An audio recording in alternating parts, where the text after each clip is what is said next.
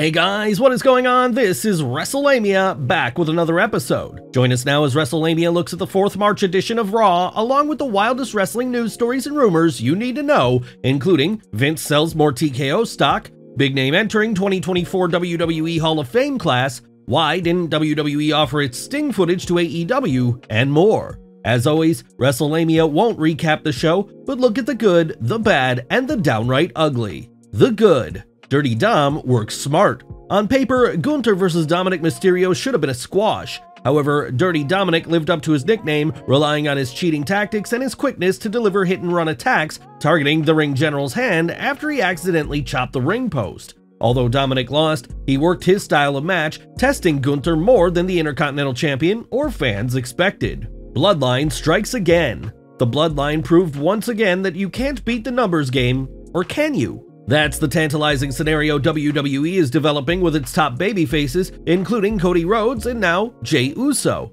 Jimmy Uso's repeated interference is leading to the match fans have anticipated since SummerSlam, Jey vs. Jimmy Uso at WrestleMania. Best of all, it's only one element of a bigger storyline, the need to take the entire bloodline out before Roman Reigns and The Rock can solidify their power. Seth Rollins made it clear tonight that he knows he has to help Cody in his battle against The Rock and Roman, even though he has a major World Heavyweight Championship match coming up. Hopefully, the WWE will use WrestleMania to wrap up the babyfaces' war against the Bloodline and move on to a new program, such as Rock vs. Roman. Is WWE going with Chad Gable's story? The WWE Universe has heard plenty about Cody Rhodes finishing his story, but could they also see Chad Gable finish his? It's beginning to look that way as Chad continues to tell the WWE Universe he won't be happy until he redeems himself by defeating Gunther for the Intercontinental Championship. WrestleLamia hopes if WWE does book Gunther vs. Gable that it realizes the former Shorty G is the right person to dethrone Imperium's leader and finally take the title off Gunther. Sami Zayn vs. Bronson Reed has potential. Sami Zayn vs. Bronson Reed has potential, and it seems like a good program for two wrestlers who are unlikely to enter any title picture soon, especially at WrestleMania. While Zayn seems to be on the WWE's creative back burner, a match or series with Reed could keep both men busy and give the fans one or more sizzling matches. Rhea marks her territory. Damage Control are running roughshod on SmackDown, but the Blue Brand's Femme Fatales got a wake-up call from Rhea Ripley, who warned them to stay out of her territory. This may have seemed like nothing more than planting a seed for a future confrontation, but it also put over the idea that the Eradicator is fearless and Damage Control may be getting overconfident after their recent success on SmackDown. More intrigue in the WWE Women's Tag Team division. WWE continued to explore what's going on with the Women's Tag division, this time with a backstage segment featuring 3 teams. Natalya told Tegan Nox they need to refocus and forget their manners. Natty's advice resonated with Candice LeRae, who told tag partner Indy Hartwell it was time to consider what Natalya said and start winning at whatever cost.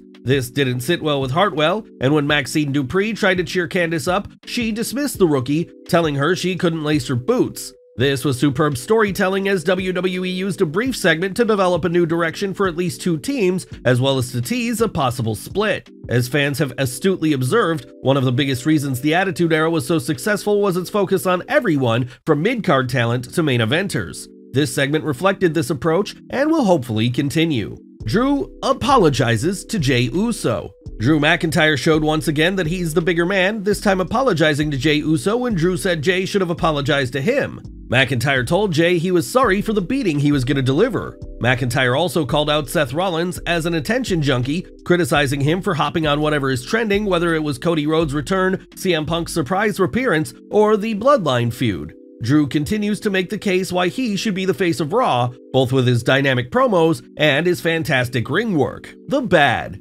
Didn't need Imperium vs. Judgment Day. Raw didn't need tonight's Imperium vs. Judgment Day match, and frankly, it's time the WWE evaluated whether to keep Giovanni Vinci and Ludwig Kaiser together. Gunther no longer needs toadies, and the team of Vinci and Kaiser is clearly sunk in the role of chronic choke artists. The duo win their share of matches, but can never win the big one, especially when the tag titles are on the line. Both wrestlers are solid singles stars, and it's time to cut them loose. The downright ugly. Nothing ugly, Raw continues to make every week must-see TV while also fueling the fire for WrestleMania. Programs like Nia vs. Becky, Becky vs. Liv Morgan, and Sami Zayn vs. Bronson Reed are potentially strong storylines to supplement the build to WrestleMania.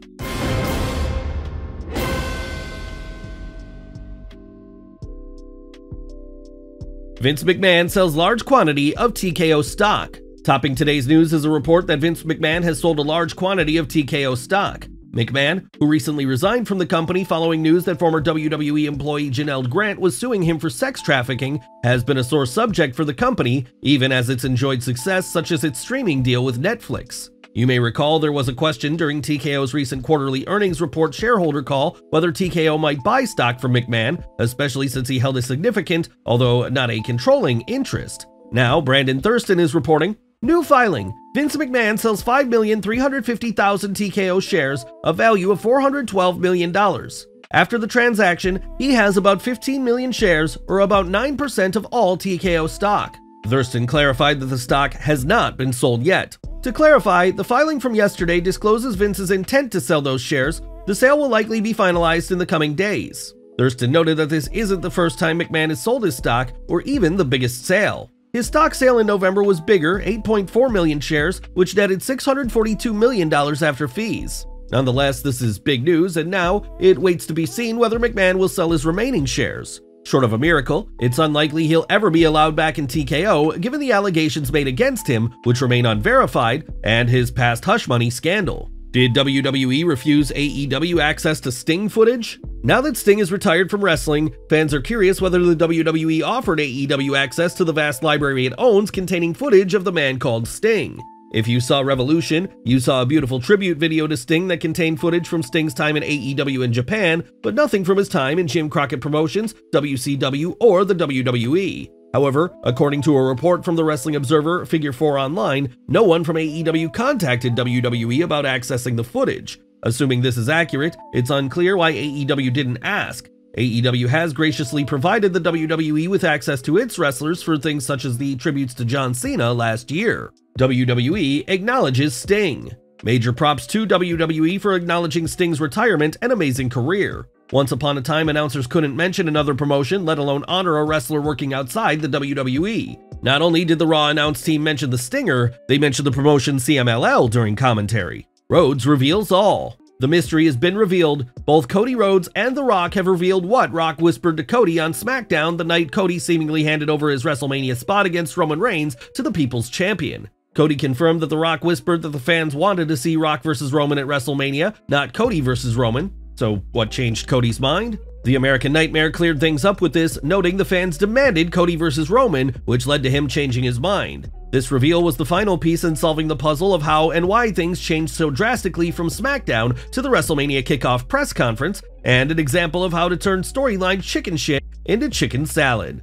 Seth Rollins cleared to compete. Good news for Seth Rollins as he is medically cleared to compete. Rollins revealed the news on Raw, promising he'll be at SmackDown this Friday to answer The Rock's WrestleMania challenge. There were concerns about whether Rollins could work WrestleMania after he suffered a torn MCL and meniscus. Unfortunately, there's no word on whether Rollins will need surgery down the road to fix things. New name being considered for Hall of Fame? Last but not least, who is going into this year's WWE Hall of Fame class besides Paul Heyman? While no one has been announced, Brian Alvarez and Dave Meltzer mentioned on Wrestling Observer Radio that they've both heard that Haku could join Heyman. Well guys, there you have it, Wrestlemania's analysis of the 4th March edition of Raw, as well as the wildest news stories and rumors you need to know in wrestling. Be sure to leave your comments, and don't forget to subscribe to our channel, check out our website, follow us on Instagram and Twitter, and I'll see you next time for some more wrestling content.